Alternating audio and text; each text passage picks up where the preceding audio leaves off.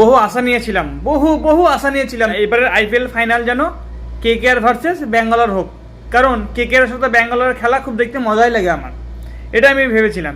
কিন্তু পৌঁছাতে আর পারলো না, খুব দুঃখ লাগলো। কারণ আমি চেয়েছিলাম অন্তত যেন ব্যাঙ্গালোর যাক, কারণ 17 সিজন পার হয়ে গেল কিন্তু ব্যাঙ্গালোর একটা কাপ পেল না।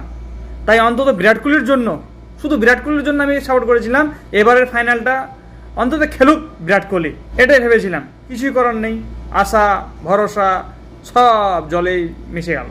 তারপর রান যেটা করেছিল মোটামুটি ঠিক ছিল, কিন্তু সব থেকে খারাপ ছিল ফিল্ডিং। ভাই এত এই বছর আইপিএলের আমি আজকে দেখলাম ফিল্ডিং এত মিস, একদম জঘন্যতম ফিল্ডিং মিস। আমি বলবো এই ম্যাচটা হারের কারণ হচ্ছে ফিল্ডিং মিসের কারণেই। ফিল্ডিং যদি এরকমভাবে মিস না হতো হারতো না। বলারদের কী দোষ ভাই?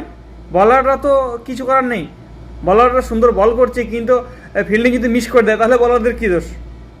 বলারদের কোনো দোষ নেই, বলারদেরকে কিছু বলা যাবে না, কারণ বলাররা মোটামুটি ভালোই বল করেছিল কিন্তু ফিল্ডিং মিসের কারণেই হারলো।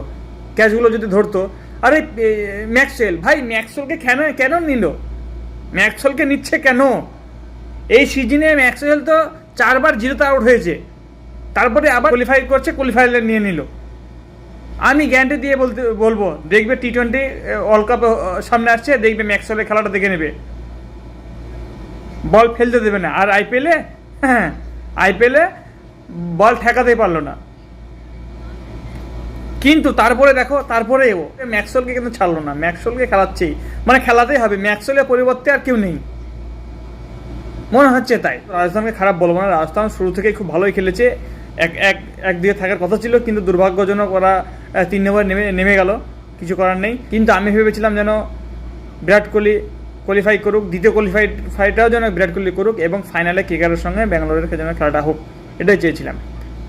বিরাট কোহলির মুখ পানে চেয়েছিলাম যে আজকের ম্যাচটা অন্তত জিতুক। কিছু করার নেই, দুর্ভাগ্যজনক, বিরাট কোহলির নসিবটাই খারাপ আমি বলবো। পুরো আইপিএল সিজন এত সুন্দর খেললো, এত রান করলো, রান করার পরেও যদি তার টিম ফাইনাল না জিতে পারে তাহলে সে কী করবে? বিরাট কোহলি একা খেললেই চলে যাবে ফাইনালে? কোনোদিন না। তোমাকে স্যালুট জানাই। আমি চাই যেন টি20 ওয়ার্ল্ড কাপে তুমি এইরকম দক্ষতা নিয়ে খেলে। তো যাই হোক, আজকে ভিডিও এই পর্যন্তই, আর বেশি কথা বলবো না।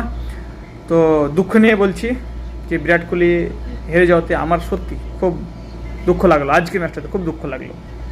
সেদিনও চেন্নাইয়ের সাথে যে ম্যাচটা ব্যাঙ্গালোর জিতেছে তাও দুঃখ পেয়েছি, হেরেছে চেন্নাই তাও দুঃখ পেয়েছি, মানে দুই দিক থেকে দুঃখ পেয়েছি, কারণ দুটোই তো অভিজ্ঞ প্লেয়ার। কাকে ধরবো, কাকে সাপোর্ট করবো? তো বিরাট কোহলির টিম এসেছে, খুব খুশি হয়েছিলাম, কিন্তু আজকে যদি জিততো আরও খুশি হতাম। তো যাই হোক বন্ধুরা, তোমরা কে কার সাপোর্ট করছো কমেন্ট বক্সে কমেন্ট করে বলো। তো আজকে ভিডিও এই পর্যন্ত, ততক্ষণের জন্য টাটা, বাই বাই।